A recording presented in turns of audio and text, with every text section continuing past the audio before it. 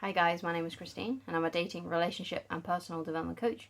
And today I'm talking about why women get into a relationship with men. So basically, what are the qualities that some guys have that make women pick them and want to be in a relationship with them? And basically how you can adopt these qualities yourself. So if you're struggling with getting a girlfriend, then these will help you. Okay, these tips will help you. So basically, one of the things that a woman will pick a guy for is because he can stand up to her, right? He doesn't bend to her will. He doesn't become overly apologetic if he says something that's a bit polarizing and it upsets her. So, for example, let's say you're out on a date with a woman and you two both have like two way different political beliefs. Let's say one's Labour, the other's conservative, or if you're in the States, one of you is a Democrat, the other one's a Republican. You know, one of those kinds of things. And let's say you're having like a discussion about that, and let's say she gets upset with you, right? You still got to hold your ground and speak your truth. Now, of course, you may not want to continue dating someone who has such a contrasting political belief, but in case it's not that much of a big deal, she will like you more and respect you more if you stand your ground rather than to bend to her will or to be overly apologetic or to change your opinion to match hers, right? Okay, well, actually, you know what, maybe I do want to be a Democrat, something like that. Or I actually really do like Labour.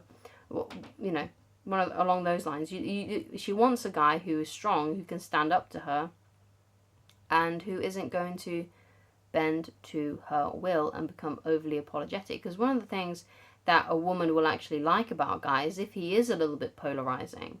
If he's not afraid to say something that is on the contrary, because that's what he believes. As long as it's what he believes, if it's part of who he is, and he's not just doing it to be polarizing. So obviously you've got to do this from a genuine standpoint. Like if you don't just have an opposite opinion with a woman because you think that that's what she's going to like, because she's going to be able to tell that you're not authentic. She's going to be able to tell that you're lying, okay, because most women are very good at being able to detect lying and how your energy is coming off, right? So it's got to be something that you genuinely believe in your heart, okay? And if it's polarizing, and then you got to say it. You got to be like, well, this is actually what I believe, and this is why, and and that's a way that you can show that you will stand up to her, okay? And what this does is it makes her feel safe because she knows that if she pushes you, right, for whatever reason, may not be physically, but it may be like pushing your buttons, you're still going to hold your ground and stay strong, and it makes her feel safe that you're strong in that way, okay? So another quality as well, and this is important that you have all of these qualities. It's not that you just have one, you're going to have all of these qualities, okay? So another quality that will get a woman to pick a guy is if he makes her feel good and makes her laugh and makes her feel joy. So one of the ways that you can do this is when you go out on a date with a woman, plan on and make your main focus not about you. So don't make your main focus about getting laid or trying to lock her down into a relationship and thinking about what you can get out of the interaction. Think about how you can give to her. How can you make her laugh? How can you make her feel joy? What kinds of things on the date you two can do that will make her feel that fun energy and make her laugh and make her feel joy? What can you do on the dates though? So maybe you go and sit down somewhere and you start sort of like teasing of other people, that you do a bit of people watching, teasing each other and teasing other people. Like maybe you're like sort of like doing a bit of people watching and you're observing people, and maybe it'll be a little joke at the other people's expense, but as long as you're keeping your voices down, it shouldn't matter. But basically what you're doing is you're just trying to find ways to make her giggle, make her laugh, make her feel like a girl, right? Because basically you want to have like a bit of a naughty, cheeky energy about you, but also you want to be really charming and friendly as well, and nice. So you want to find ways to bring value to her life by making her laugh and making sure that she's having a good time, okay? So stop focusing on yourself and what you're getting out of it, and focus on what you can give to the woman and how can you make her feel comfortable around you and make her feel happy, okay, essentially, okay? So another quality that she will that makes a woman pick a guy is if he has leadership, right? And he's a good leader. And basically all this means is that you're extremely decisive. So you're not afraid basically to go up and pay for the meal that you guys have had or whatever it is, because you've got social anxiety and you're like, oh, here's my card, can you go up and pay for it, because I don't like talking to people, right? Well, like stuff like that, okay? Because that is one of those things that really does happen. And if that's a problem for you, then try and pick restaurants that you can order from the table on an app on your phone, because there are some restaurants that actually do that these days. So make sure you pick a good restaurant. And that's another thing that you must do as well in order to be a good leader and show her that you're a leader, is don't make the woman decide where you're going to go. You decide where you're going to go. So when you're asking her out, say, hey, great, so you're free Saturday? Awesome, I'm free Saturday as well. How about we meet at this restaurant at this time? It's just being the leader in that way and just being decisive and just giving her instructions in a way. And if she doesn't like them, she'll be like, well, I don't really like that restaurant. I went there last week and I didn't really like the food there.